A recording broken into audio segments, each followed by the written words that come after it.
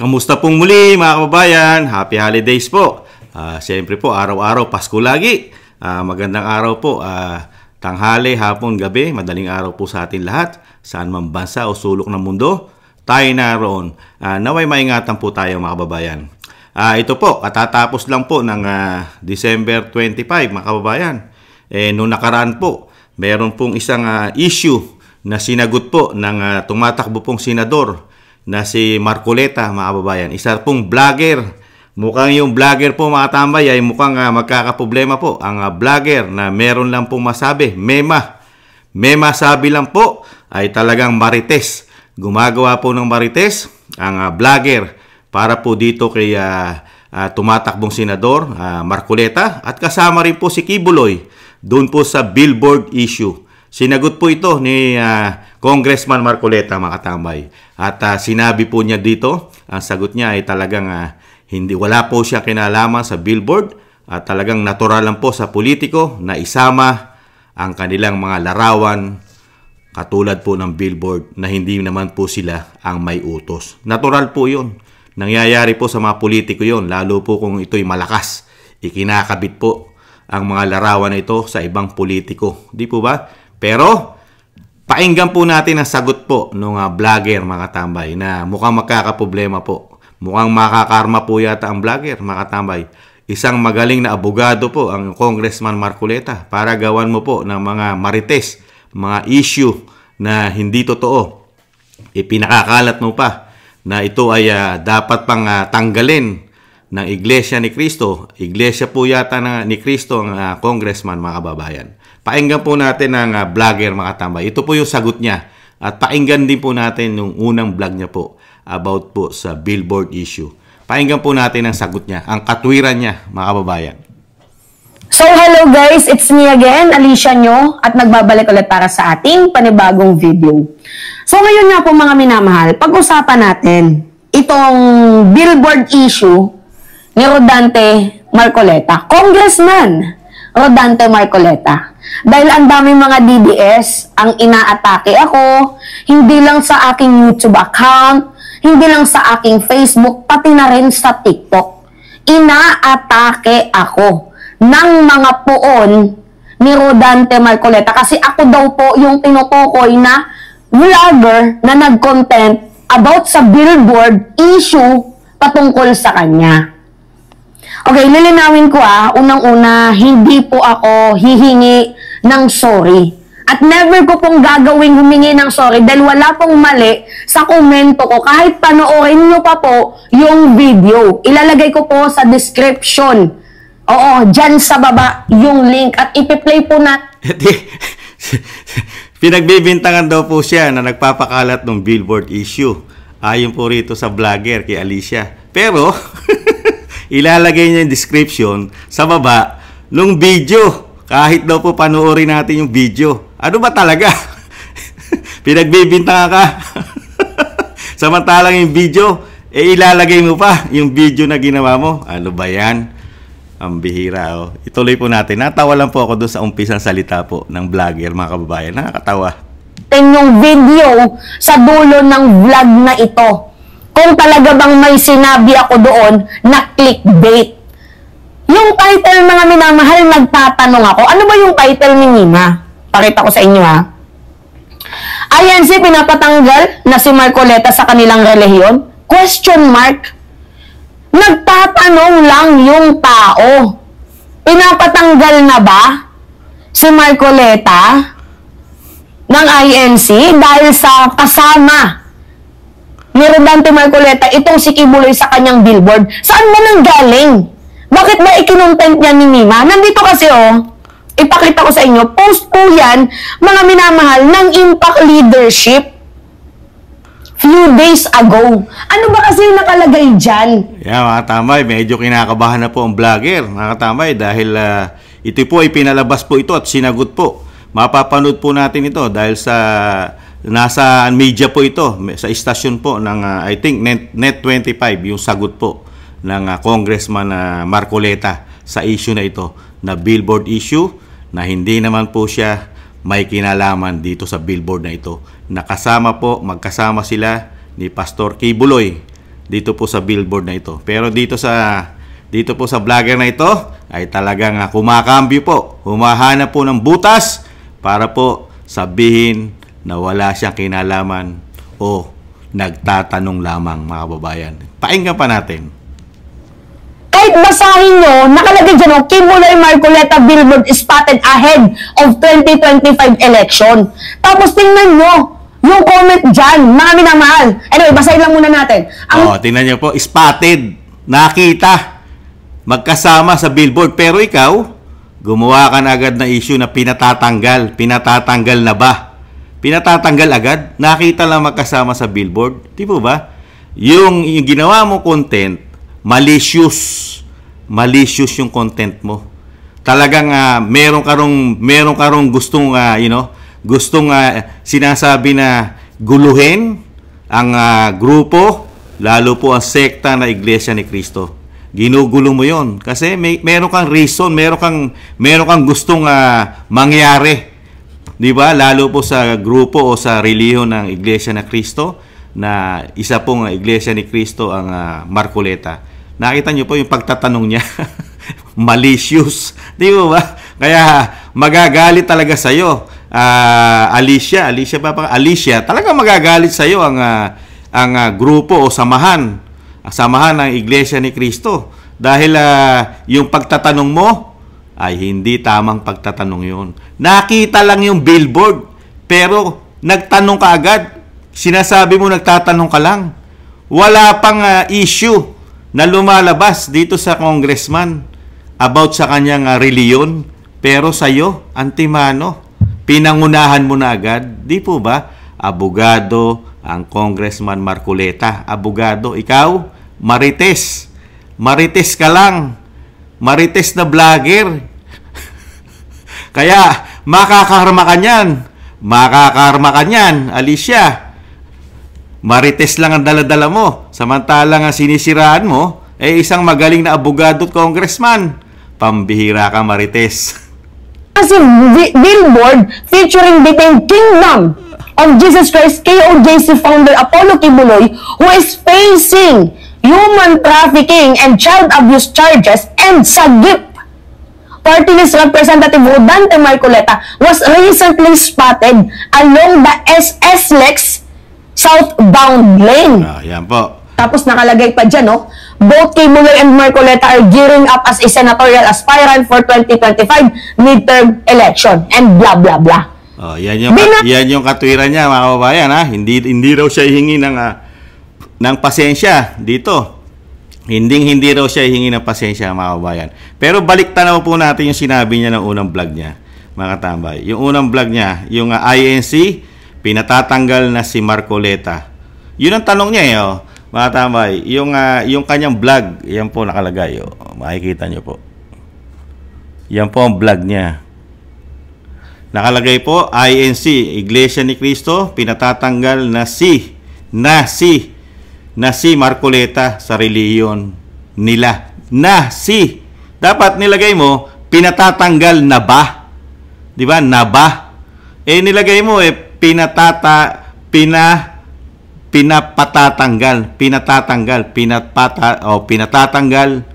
na si. Dapat merong na ba o something na kaya. Nilagyan mo lang ng bandang dulo, question mark. Ewan ko, pero alam po ito ng magagaling na abogado. Di ba? Kasi kung ito po ay tutuluyan ni Attorney Marcoleta, napakaraming kaso po ito. Libel at kung ano-ano pong paninirang puri ang ikakaso rito, mga tambay. Bagay, marami na naman yatang pera itong vlogger na ito.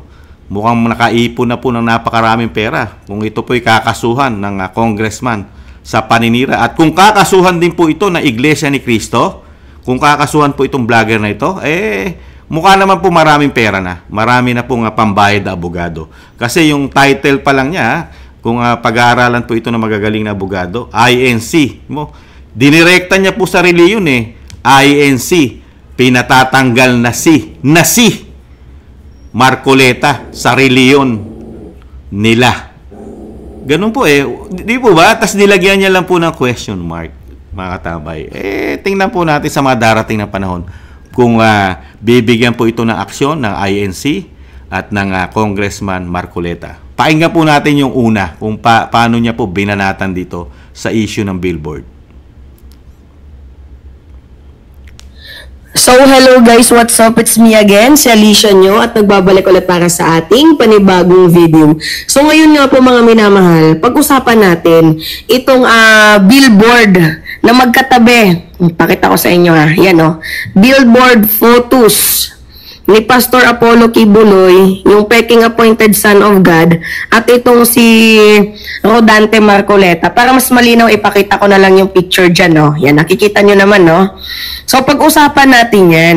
Kasi, parang nabababuyan yung iba ding mga INC dito kay Marcoleta. Parang sinusuka rin ng ibang... Grabe, no? Para daw nabababuyan ang ibang miyembro ng INC, nabababuyan. Mga tama, ibang klase pala ito mag-vlog. Nabababuyan na raw. Talagang marami palang marites, karga itong vlogger na ito, mga kababayan. INC, itong si Rodante Marcoleta. Kasi ano daw yung gustong ipahiwatig ni Congressman Marcoleta sa mamamayang Pilipino. Lalo pat itong si Kibuloy, diba alam nyo naman, ay mayroon pong 6 na kaso. At ngayon ay dinidinig po. Although hindi pa naman napapatunayang guilty, pero kung papansinin ninyo yung mga nakaraang Senate hearing, tapos nagtatago siya, parang nandun na yung sign of guilt eh. 'Di ba? So wala na talaga siyang kawala, kaya pinanindigan niya na lang ngayon yung nandun siya sa kulungan. Nakita niya ba, marites niya, no? Timano, hinusgahan niya na rin po si Kibuloy. Wala pang desisyon ng korte dahil daw po doon sa investigasyon ng Senate hearing. Kaya daw po, talagang ang Kibuloy, para sa kanya, guilt na. Guilt, mga tambay. Hinusgahan niya na agad, pinangunahan niya ng korte. Ibang klase pala itong vlogger na ito. Mukhang magkakaproblema itong vlogger na ito. At pati po doon sa billboard na sinasabi po nga natin, dahil po naglabas na po ang Congressman Marcoleta dyan sa issue na yan, na wala siyang kinalaman dyan sa billboard na yan. At itong pong vlogger na ito, si Alicia nila po, ay matindi po. Matindi po ito, gumawa ng kwento. Ito po pala isang napakagaling na marites, mga kababayan, mapaggawa ng kwento, at siya na rin ang humuhusga sa kanyang gawa-gawang kwento, mga kababayan. At pati po ang korte po ng Pilipinas ay pinangungunahan niya na po sa mga desisyon po, katulad po kay Kibuloy, mga kababayan.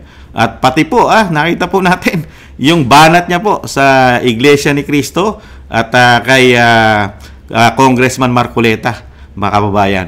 Pakinggan pa natin.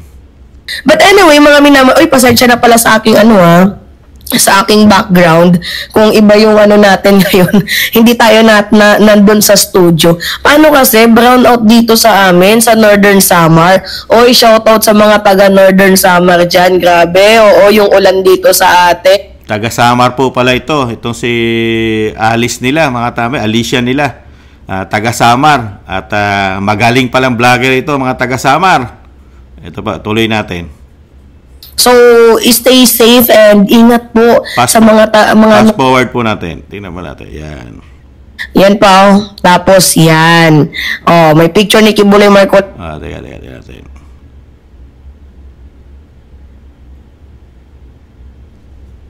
Former President Rodrigo Duterte and Vice President Sara. Ipakita ko muna yung mga picture ha. Yan yung unang picture. Ito yung sumunod. Magkasama talaga si Marcoleta, no? Yan pa, tapos yan.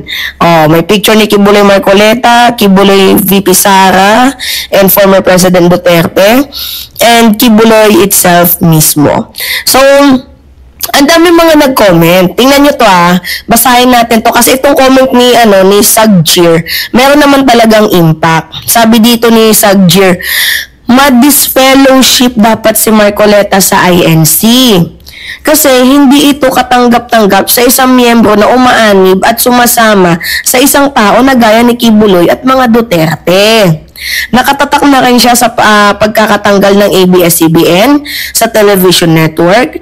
Kinasangkapan ni Duterte sa Kongreso para alisin ang ABS-CBN. Nagtanim ng mga intriga at ebidensya para lalong madiin ang naturang istasyon.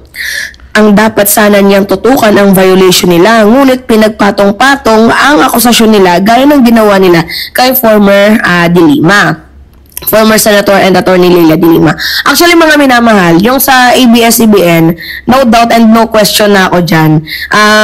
May puntong tama din naman ang kabilang kubol at may puntong medyo may mali. Kasi talagang literal na binaraso hanggang sa tinaniman ng ebidensya kaya nakakuha sila ng mga ebidensyang pwedeng ilaban dito sa ABS-CBN. Pero yung punto natin dito mga minamahal, kung patungkol lang po talaga sa billboard, parang ang baboy.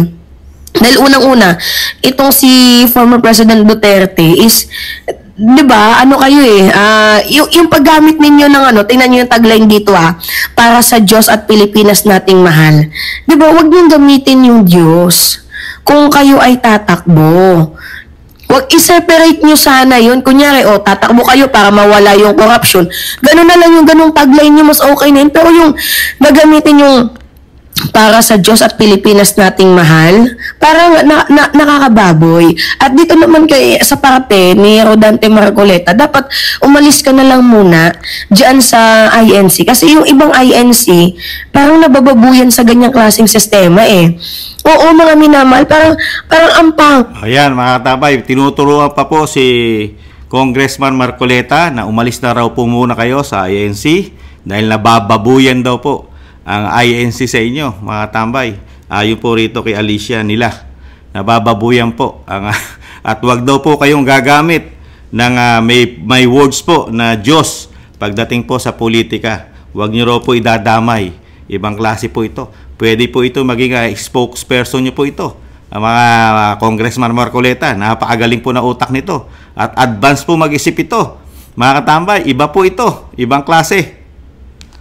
Na sumasampalataya kayo sa Diyos. Tapos, kasama mo, kawani mo, yung isang taong nagpapanggap na Diyos, na appointed Son of God, at kinakampihan mo din yung taong mamamatay tao.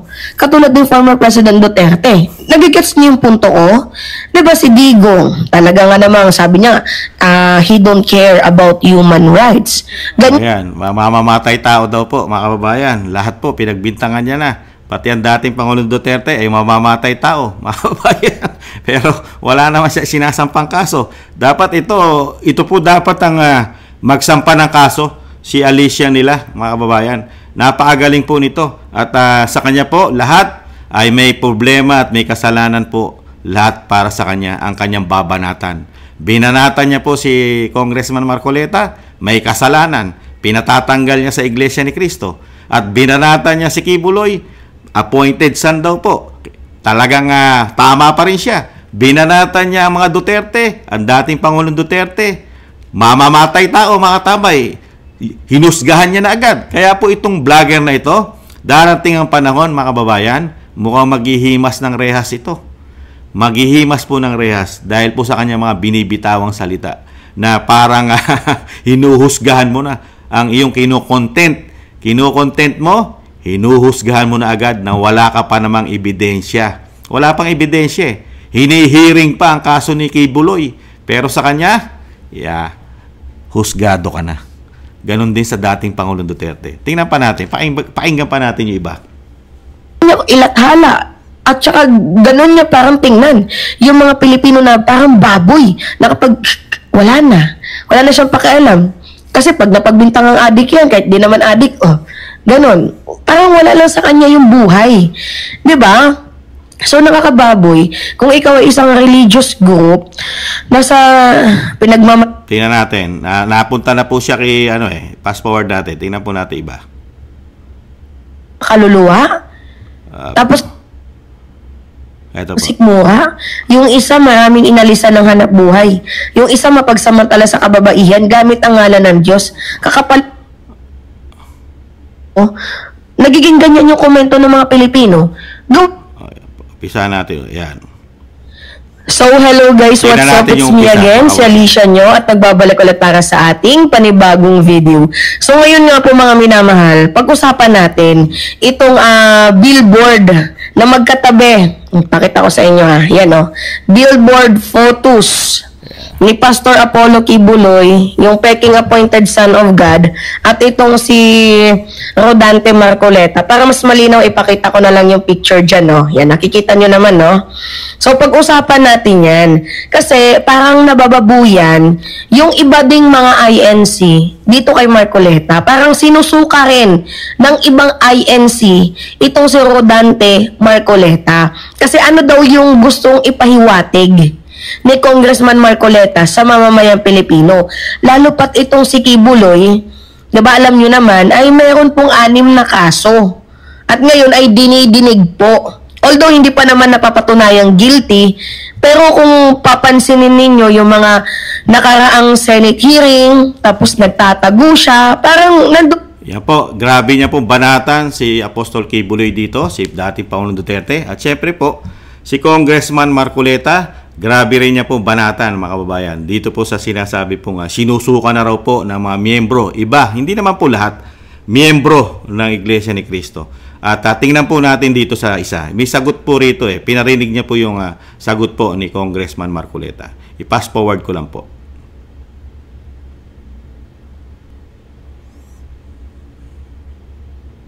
Ito po, pakinggan po natin. kung ako man yung tinutukoy dito, hindi umano, pakinggan natin Kung sa marketing, parang ano siya, branding no? Kung ano yung paniniwala nyo, kung ano yung paninindigan nyo, kung ano yung pinaglalaban nyo, gusto nilang makilala na yun din ang posisyon nila. Siguro, gusto nilang ma-associate mo sa paninindigan. Aba, wala naman siguro masama doon. Kung yung paninindigan ko, inaakala nilang tama naman. At gusto nilang katigan yun. Sino ba naman ako na sasabihin sa kanila, huwag nyo akong tutularo, huwag niyo i-associate ang sarili niyo sa akin. Pero pa isa pala kung may nakita kayo sa Candelaria, Quezon, si Mayor Maki Boong Galing. May mga pictures, may mga posters din to kung pinicture nila na kasama siya.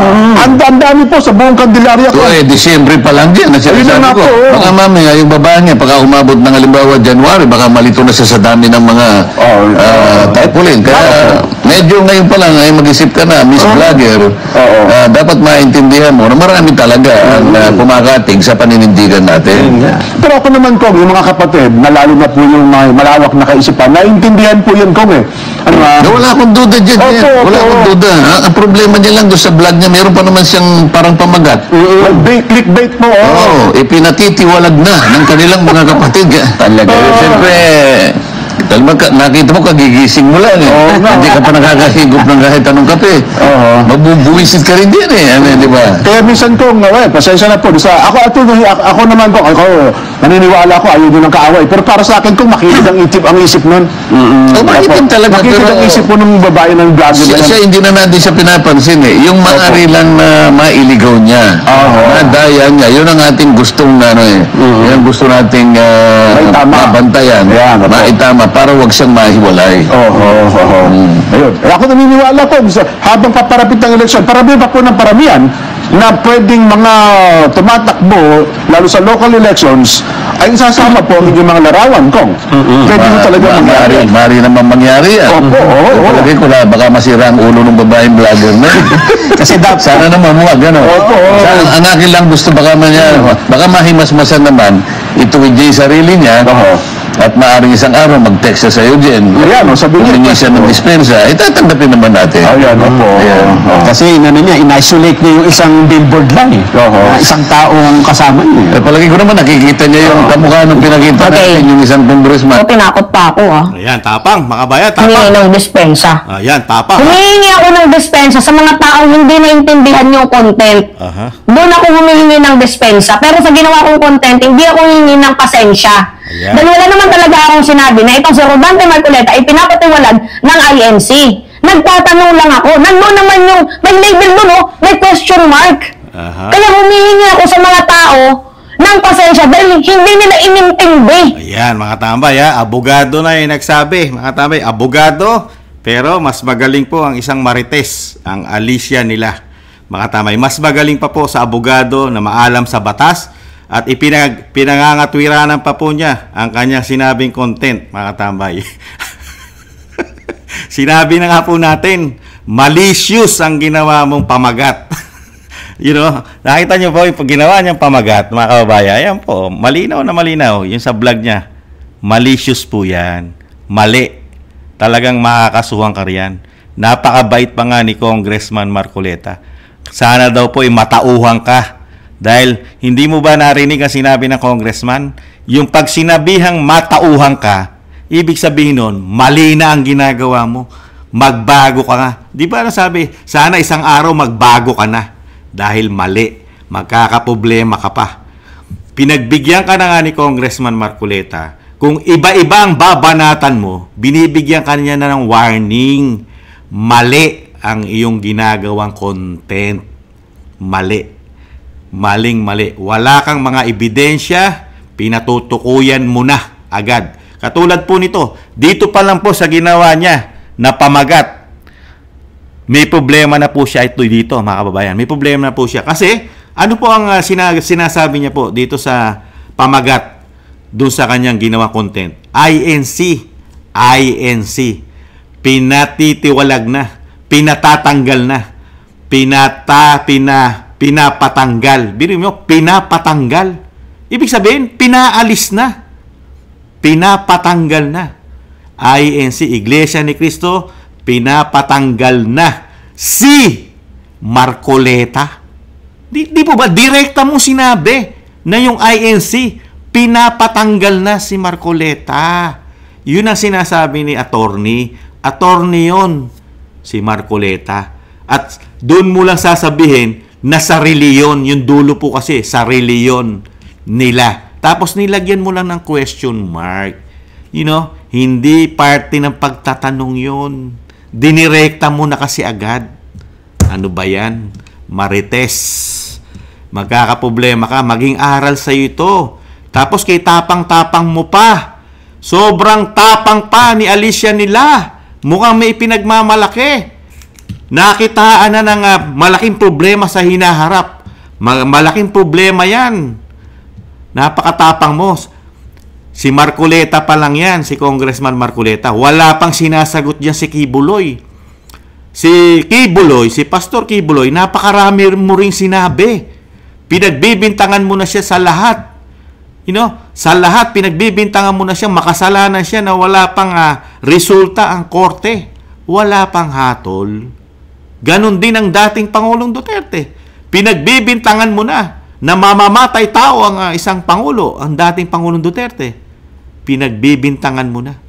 Wala ka pa man ding ebidensya, wala pa man ding kaso, wala man lang kaso ang dating Pangulong Duterte. Hindi man lang siya nahatulan, katulad ng sana, sasabihin mo, yung mga nahatulan na. May hatol na ang korte ng conviction, katulad ni Franz Castro, convicted ng child abuse. Ganon sana. Meron ka ng pruweba. Hindi na marites yun. Di po ba? Ngayon, imamarites mo, si Pastor Kibuloy, minamarites mo. Sinasabihan mo na talagang makasalanan dahil patong-patong daw ang kaso. Dahil saan mo kinuha yung resources mo?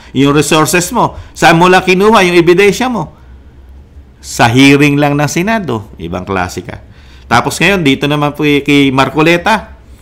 Pinaliwanag ni Marcoleta, ni Congressman Marcoleta, na nangyayari yun.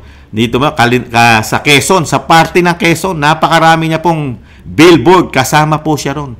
Dahil ano sabi ni Congressman Marcoleta? Naniniwala kasi sila ron.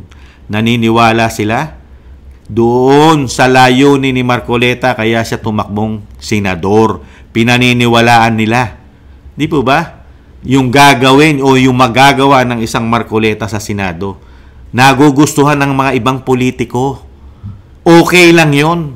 Dahil unang-una, pabor yun kay Congressman Marcoleta kasi nagugustuhan nila yung gusto nilang mangyari. Yung gustong mangyari ni Congressman Marcoleta na gagawin niya sa Senado ay may mga politiko rin tumatangkilik dun sa kanyang gustong mangyari sa ating bansa. Di po ba? Yun ang kanyang promises na gagawin.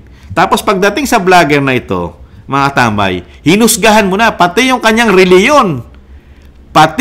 reliyon. Idinamay mo na. Dahil lang doon sa isang billboard na sinasabi ni Congressman Marcoleta na hindi naman siya ang may pagawa nun. At wala siyang kinalaman doon sa billboard na kasama si Kibuloy, ang Pastor Kibuloy, mga kababayan. Hindi mo man lang inalam, Alicia nyo. Di ba? Hindi man lang inalam ni Alicia nila, kung sino nagpagawa ng billboard. Sino ba nagpagawa nun? Ang grupo ba ng Marcoleta? O ang Iglesia ni Cristo ba nagpagawa nun? Nung billboard na yon? Mema lang, may masabi ka lang sa vlog mo para lang masiraan ng Marcoleta, idinamay mo pa ang reliyong INC. Napakatindi mo. At nilalagay mo sa iyong content na may binabasa ka pa na mga nagme-message sa'yo. You know? Nagme-message na sinasabi mo mga grupo o iglesia o miyembro ng Iglesia ni Cristo na sinasabi mo pa na sinusuka na at maraming ayaw do sa ginawa ni Marcoleta do sa billboard na hindi naman siya may gawa. Ibang klase ka. Ngayon, mag-isip-isip ka. Vlogger, Alicia, mag-isip-isip ka. Binigyan ka na ng warning ni Congressman Marcoleta. Pagka pinagpatuloy mo pa yung kabuangan mo, nagiging buang ka na. Talagang napakayabang mo pa. Sinasabi mo pa na hindi ka hihingin ng pasensya, tawad. Sige, ipagpatuloy mo yan. Ipagpatuloy mong banatan ng banatan, pati ang Iglesia ni Cristo, kasama na ang Kibuloy, ang dating Pangulong Duterte, at syempre ang Congressman Marcoleta. Ituloy mo na ituloy yan. Binigyan ka na ng warning ng isang magaling na abogado at congressman. Abogado yan. Maalam sa batas yan. Ikaw, puro marites lang ang dala mo. Chismis. Para lang sa content mo. Dumami ang manood sa'yo. Clickbait, mga katama, yung ginagawa mo. Clickbait. Makakuha ka lang ng maraming manunod sa'yo. Sa susunod yan, pag hindi mo tinigilan yan, Alicia, sa kulungan ka magbablog. Doon ka gagawa ng maraming clickbait. Okay yan, ipagpatuloy mo yan. Mabait, napakabait pa ni Congressman Marcoleta. Binibigyan ka pa ng chance. Binibigyan ka pa magbagong buhay ka. Ayusin mo ang sarili mo, ayusin mo ang pagbablog mo. Yun ang ibig niya sabihin. Kung hihingi ka lang ng pasensya ka sa kanya, ay madali ka niyang mapapatawad. Pero sa sinabi mo sa vlog mo, ubod ka ng tapang. Napakatapang mo pala. Paano? Kung idalin niya sa korte, matapang ka pa kaya kung nasa korte na yan, Alicia? Kung nasa korte na yan. Sa bagay, yung una ko sinabi, baka sobra na pera mo. Baka kasama ka ron sa sinasabi ni Banat Bay na kalahating milyon ang bayad isang buwan.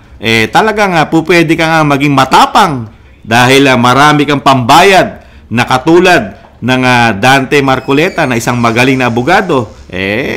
Kaya lang, ang sinasabi nga natin, ang kaso ay hindi nakukuha yan sa isang araw, 2 araw, 1 linggo, 1 buwan, 1 taon. Kayang ubusin kung gaano mang kalaki ang sinusweldo mo sa nagbabayad sa'yo. Mauubos yan. Bandang huli, makukulong ka pa. Dahil malicious at talagang mali ang ginawa mo. Clickbait. Mga kababayan, muli po, maging aral po sa atin ito. Maging aral po sa atin ito. Makapanira ka lang, mapabagsak mo lang ang isang politiko, ang mga politiko na meron po yatang kumpas na nagbibigay sa kanila para lang po yata sa pera, pero yung kanila ng pagkatao ay masisira. At okay lang po sa kanila na masira ang kanilang pagkatao dahil sa pera. At mayayabang pa, maangas pa, mga kababayan. Huwag po natin tularan, mga kababayan, ang ganitong klaseng pagbablog. Mga katambay, huwag po. Maling-mali po. Talagang mabait lang po. Napakaswerte lang po ni Alicia. Kung iba-iba po ito, dahil po nakita naman po natin yung ibang politiko, di ba? Katulad po ni dating senador, Kiko Pangilinan, di ba? Meron po siya mga sinasampahan, mga libel, mga libelous. Di ba? Napakarami niya po sinampahan. May mga vlogger po sinampahan siya ng libel. Ganon din po si Antonio Trillanes. At marami pa pong iba Kung nagkataon lang po na ganun po ang sitwasyon, delikado po ito. Delikado itong vlogger na ito. Yung sinasabi ko nga, sa kulungan magbablog yan, mga babayan. Kung hindi man, napakarami niyang perang isusuka, mga katambay. Kung hindi man sa kulungan, marami siyang isusukang pera pagka nakasuhan yan. Muli po, mga katambay, huwag po natin pamarisan ang ganitong klaseng vlogger kung magbablog man tayo. Kailangan po, lagi kang ang iyong pagbablog, kailangan po gamitan mo rin po ng isip. Hindi yung makapagsalita ka lang, makapanira ka lang. Di po ba? Katulad po nito, ibang klase. Ginagamit lang po ang kanyang sinasabing bibig, sobrang tapang. Pero sa bandang huli, iiyak yan, mga kababayan, sa bandang huli. Pagka yan ay nakakita o nakahanap ng katapat. Napakabait lang po ng congressman. Pero pag hindi niya tinigilan yan, pag hindi niya tinigilan yung ginagawa niyang yan, baka mawala na po ang bait ng congressman, mga kababayan. Maraming salamat po sa mga nakagusto po ng ating tambayang mga kababayan sa YouTube at TikTok. At ganoon din po sa mga nakakagusto po na nakaka-like, share, subscribe, and comment. Maraming salamat po, mga kababayan. Sa muli po, maraming salamat po. Happy holidays at ang susunod po, siyempre po, Happy New Year, mga kababayan. Paalam. Bye-bye.